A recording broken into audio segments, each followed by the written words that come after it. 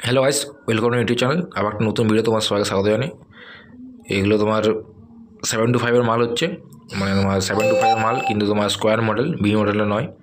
সামনে JBL net দিয়ে cover দিয়ে। এগুলো কী দাম পড়েছে না পড়েছে বলে দেবো। এটা তোমার ভিতরে নেট হবে না, এটা বাইরে নেট হবে, মানে নেটটা যে গায়ে আটা হবে, তার জন্য এটা একটু সরু লাগছে। যারা তোমার আগে যেটা দেখেছিলে ভিডিওতে, সেটা তোমার চওড়া মাল ছিল, মানে নেটটা ভিতরে দিয়ে। এটা তোমার নেটটা বাইরে, এরকম বাইরে আটা হবে, মানে এরকম খাপে ঢুকে যাবে, দিয়ে বাইরে দিকে নেটটা আটা হবে, ঠিক আছে। তো যাই হোক, ভিডিওটা তোমরা দেখো। আর একটু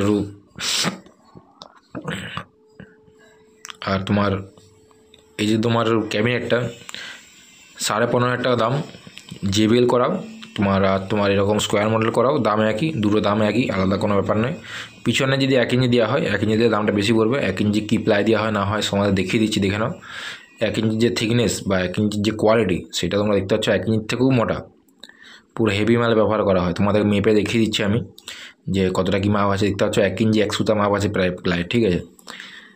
আমরা একদম ওই জয়েন্ট প্লাই ব্যবহার করি না, যে ডবল প্লাই দিয়ে দিচ্ছি, ডবল প্লাই দিয়ে সেরকম কিন্তু ব্যবহার করি না। পুরো একদম সিঙ্গেল প্লাই দেওয়া হয়, মোটা দেওয়া হয়, যেটুকু কাজ করা হয় একদম ফিনিশিংয়ের সঙ্গে এবং কোয়ালিটির সঙ্গে কাজ করা হয়।